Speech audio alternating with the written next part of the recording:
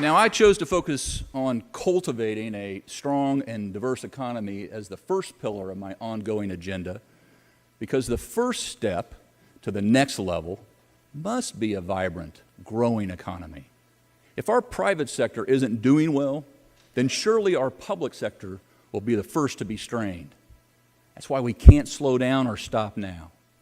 Global connectivity, robotics, artificial intelligence, big data, machine learning, and nonstop technological advances are permanent features of the future of work, workers, and the workplace. And that offers an exciting way forward to those who embrace change as an ally, not as an adversary. We simply can't just maintain our current course. Instead, we must throttle up. Just like 2 years ago, we burst off the starting line, and we kept the pedal to the metal ever since. We've operated within honestly balanced budgets, protected our AAA credit rating, and set aside nearly $2 billion in our state savings account. We've been ranked best in the Midwest, a top 5 state in the nation for doing business, and number 1 for small business. But to stay ahead of our competition and to keep breaking those jobs records, we must keep sharpening our economic development tools to give us the flexibility to attract more capital investment and attract more people to locate here. So yes, I will once again pursue exempting military pensions from our state income taxes so we can attract and retain talented, patriotic veterans who we know are some of the most experienced, focused, and loyal workers anywhere.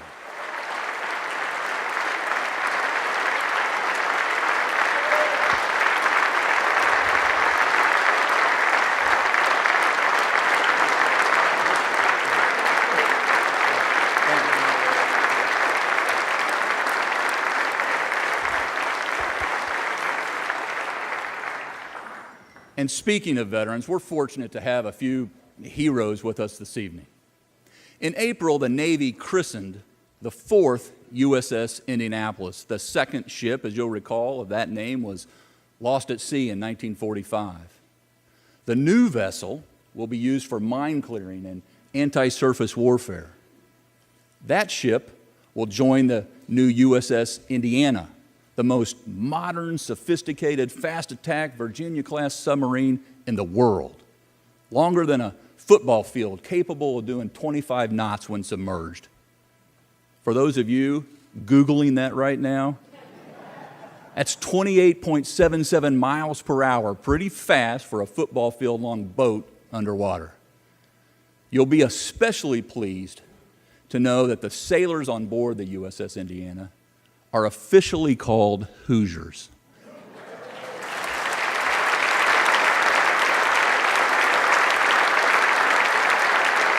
Ladies and gentlemen, please help me recognize 2 great Americans, Commander Colin Kane of the Indianapolis and Commander David Grogan of the Indiana.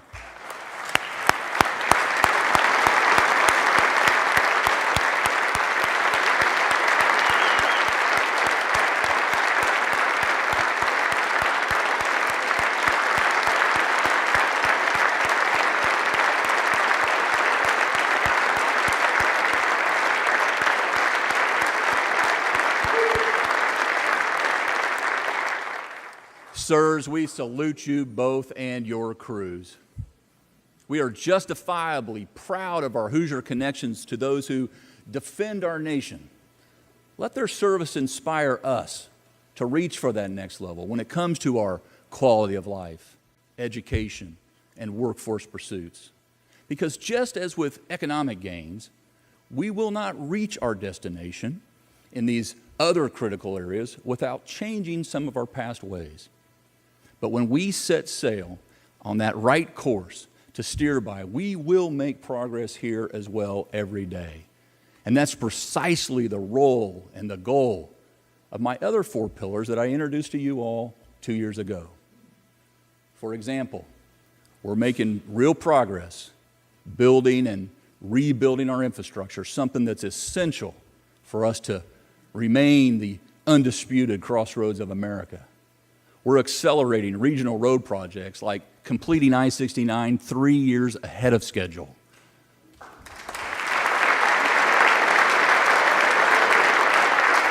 We're pursuing transformational rail projects up in northwest Indiana, a fourth water port in southeast Indiana, Representative Fry.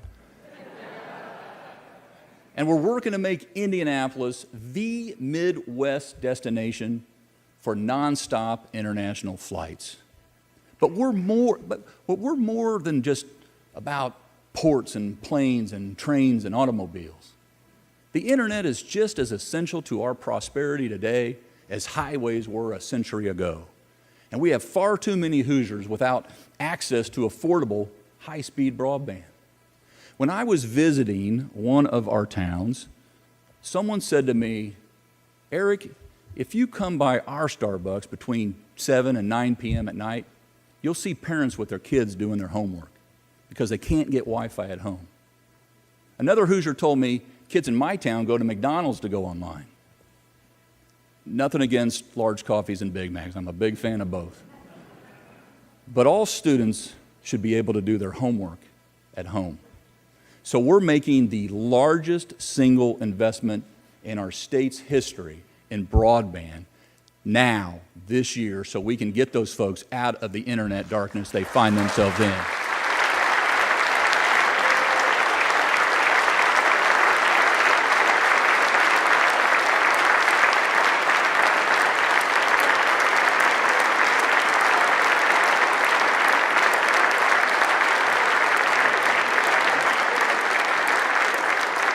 And to help more people enjoy the diverse outdoor beauty that our state offers, we're also making the single largest investment in our state history to expand our hiking and biking and riding trails. Because we all know today, many times people choose where to live before they choose where to work.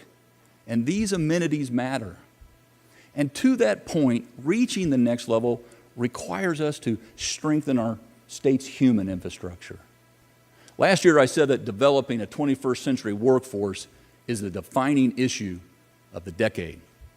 Nothing has changed my opinion or my focus on building a Hoosier workforce that can outcompete anyone, anywhere, any day. Our efforts and investments are designed to meet the goal of ensuring 60% of Hoosier adults have a high-value credential beyond high school.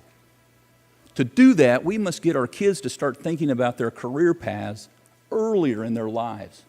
So we will introduce every student to career and apprenticeship options in Indiana's key opportunity industries. We'll support students who seek a four-year degree and those who don't, so that everyone has a pathway to a fulfilling career.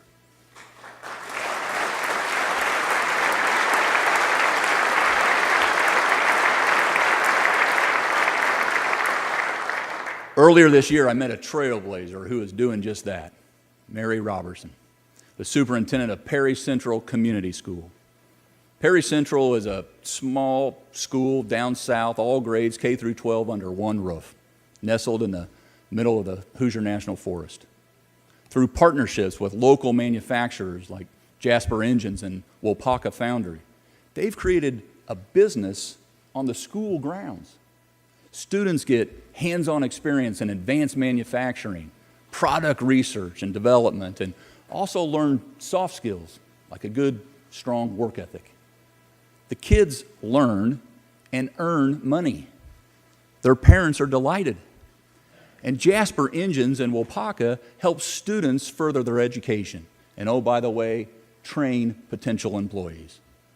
When we talked, Mary insisted our kids can be just as successful as anybody. And she's proving it. Thank you, Superintendent Robertson.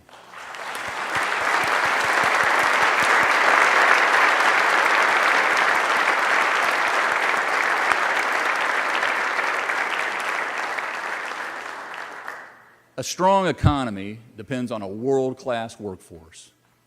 And that workforce depends on a great education. And a great education depends on great teachers. I'll bet everyone here had a teacher who had a profound impact on your life. I've had several, and I've come to appreciate and respect them more and more each day. And one way one way to attract and retain more of those teachers is to make teacher pay more competitive. In my budget proposal last week, I requested K through 12 education funding increases of 2% for the next 2 years. That's a 4% increase and equates to $432 million more than today. But we can and we must do more. We're in a financial position to use surplus dollars to pay off a pension liability that local schools currently pay. Just like paying off your mortgage frees up money in your personal budget, this state investment will save all local schools $140 million over the biennium, with continued savings thereafter. These two proposals would result in $572 million new dollars K through 12 to schools over the biennium. I believe local school districts should allocate 100% of the $140 million to increasing teacher paychecks.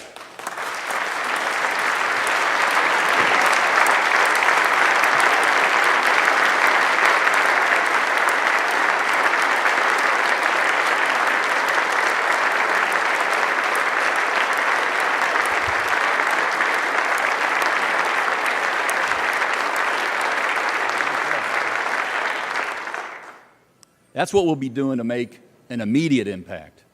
And over the long term, I'm creating the next level Teacher Pay Commission, chaired by Hoosier businessman and community leader Michael L. Smith, to identify resources that can be made available to make sure our teacher compensation is competitive with neighboring Midwestern states, ready to act on by the 2021 legislative session. Once again, Indiana will show the way we solve challenging issues together. Along with improving K through 12 education, we must also skill up and reskill our adult population. The good news is we're making encouraging progress.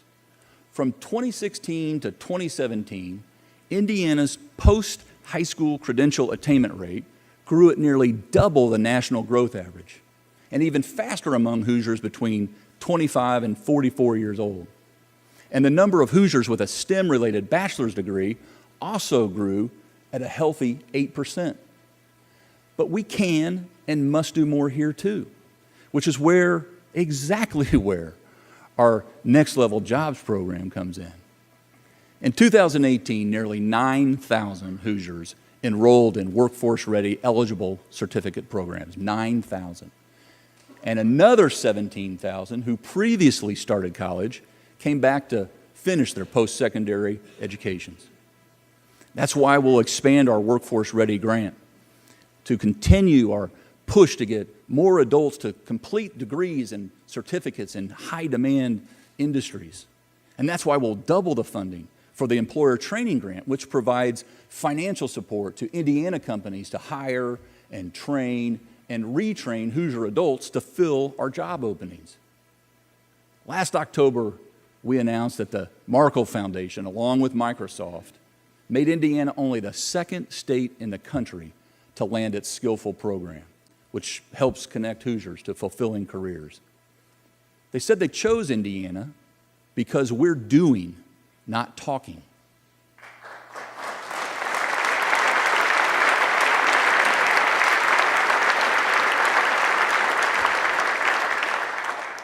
Given the urgency around strengthening our workforce, we can't look past or overlook anyone, especially those who want to earn a second chance. In 2018, we began enrolling Department of Correction offenders in programs to train them for high-wage, high-demand jobs, everything from welding to computer coding. I said last year we'd graduate 1,000 by 2020, and we're already there, a year ahead of schedule.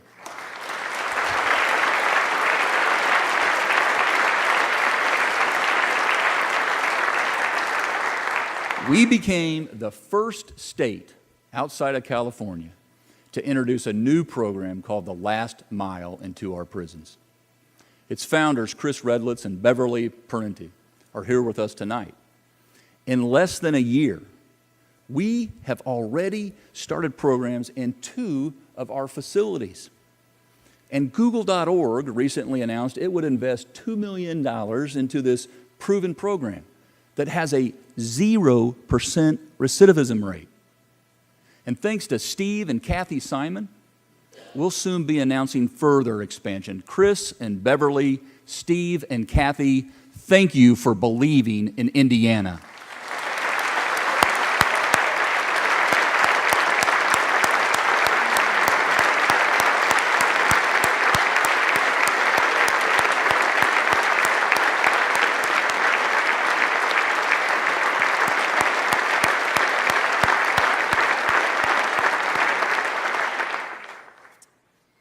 I also attended the first graduation of a different workforce program, this one down at the Madison Correctional Facility.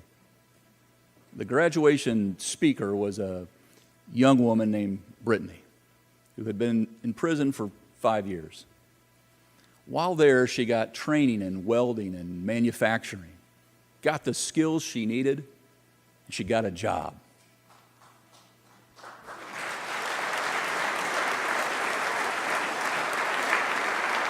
That's enabled her to move into her own home. And she's now helping her 7th grade nephew and her mom. And 1 year into her new career, she's earned a promotion. If I had to guess, it will be the first of many. The best thing that Brittany told us, she said, I get to wake up every day not looking at bars, but looking at family. Brittany is paying it both forward and back a generation. Brittany, will you please stand up so we can stand up for you?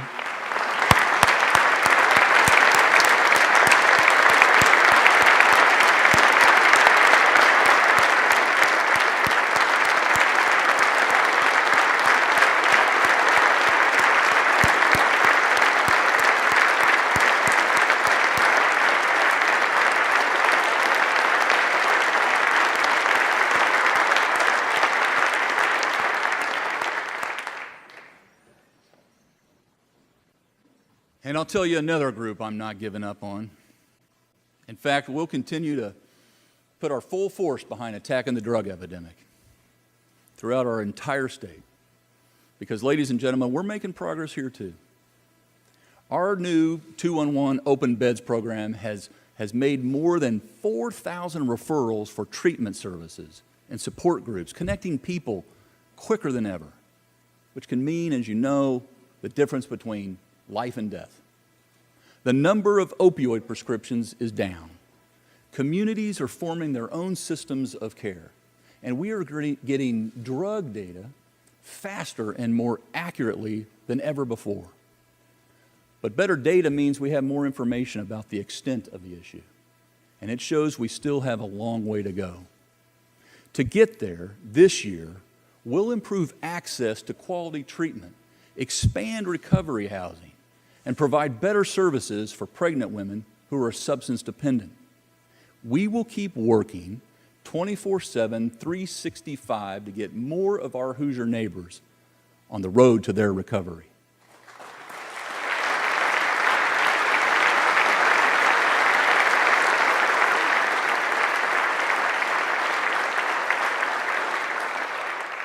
And we'll continue to be transparent and accountable on pressing issues like child welfare, infant mortality, and student safety. Last spring, I convened a group to examine school safety, and the resulting report led to some recommendations that will enhance mental health services in our schools, provide more funding for safety equipment, and require active shooter training and threat assessments in our schools, because that's the world we live in now. We are putting all of our efforts into implementing this entire plan. But I have heard from Hoosiers who say we need to do more, and I agree. Several pieces of legislation related to school safety have been introduced, and I look forward to working with you all, with moms and dads and schools, as the coming days ahead unfold. Ladies and gentlemen, I also stand before you tonight proud of the progress we're making at our Department of Child Services. A year ago, we had just started a top-to-bottom review of our DCS. Now we are moving full speed ahead on addressing all those 20 recommendations that not only protect children, but recognize the difficult work of those who protect them.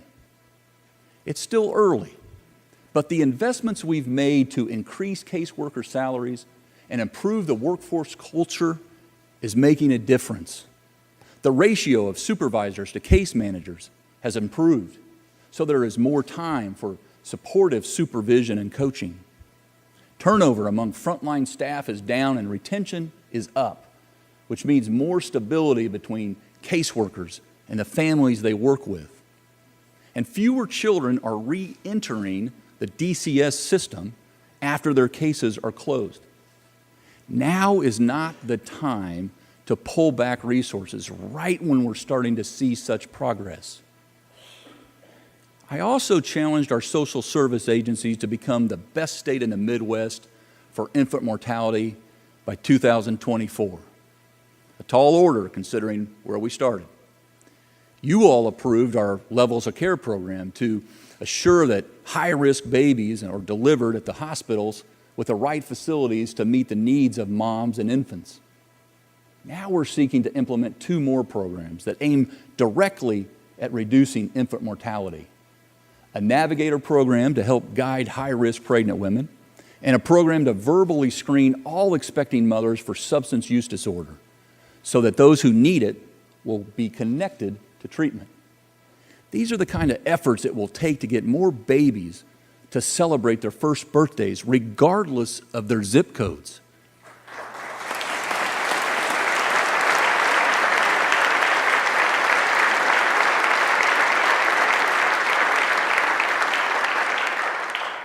Finally, we will not slow our efforts to modernize state government to better serve our citizens and businesses alike.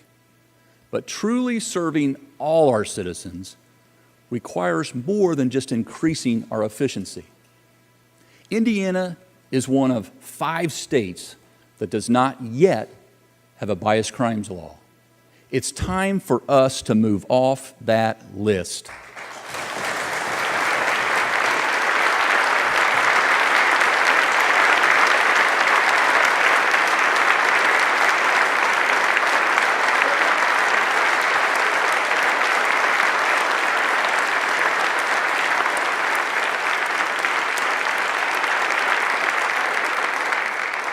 I look forward to working with the General Assembly to achieve this goal so our state law reflects what's already my administration's employment policy. Businesses interested in Indiana care a lot about this issue, but it's not just about business. At heart, this has to do with people's dignity and how we treat one another.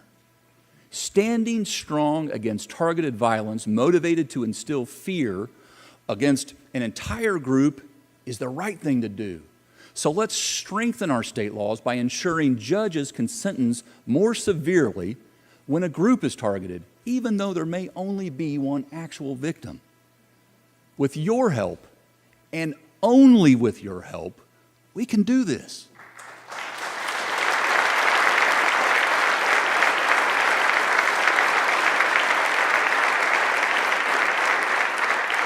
Now, I said earlier that a strong economy is essential to determining our desired destiny.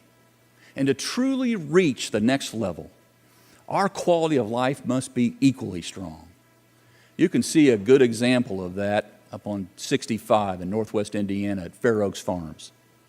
Over the past 50 years, Mike and Sue McCloskey went from running small dairies in California to bigger dairies in New Mexico. When they wanted to expand their business, they chose Indiana because of our prime location. It enabled them to reach the most customers. Today, Fair Oaks has 30,000 cows and is recognized as the sustainability leader in the U.S. dairy industry.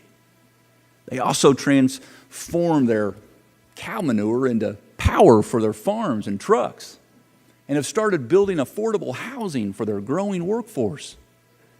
Mike says this success couldn't have happened anywhere else. He said, I got to tell you, there's no better state to work in than Indiana. Mike and Sue, thank you for planting a field of dreams in Indiana.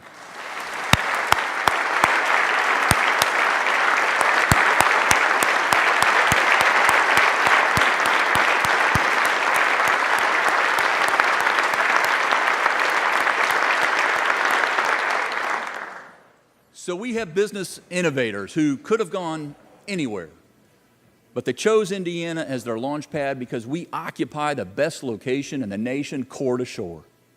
They stayed in Indiana because we don't hold them back with high taxes and regulations. We cheer on their success. They're turning a profit, contributing to their community, and they never stop thinking about ways of converting have-nots into haves. Whether it's businesses like Fair Oaks Farms or Forest River, Genesis or Emphasis, Lily or Indiana Limestone, whether it's people like Mike and Sue, Chris and Beverly, Steve and Kathy, Mary or Brittany, or whether it's commanders and sailors in places we'll never know. Hoosiers across Indiana and beyond are leading our state into the future, the Indiana way, growing locally and finding creative ways to make lives better, and in the process, taking Indiana to the next level. I'm going to focus every day on supporting them and steering our state onward and upward. May God continue to bless you and our great state. Thank you.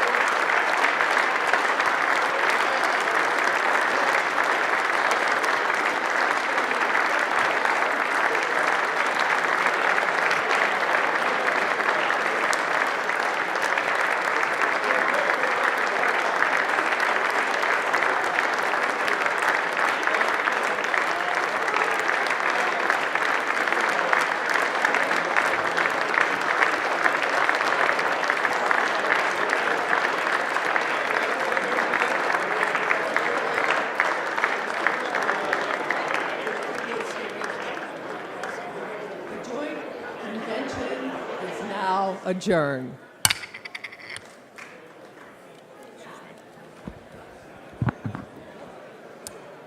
House will come to the order. Chair recognizes Representative Lehman for a motion. Is there a second? All in favor indicate by voting aye. Those opposed, no. The House is adjourned. Thanks. Didn't mean to butt you out of the way. Yeah, no, I think you did. Whatever you want.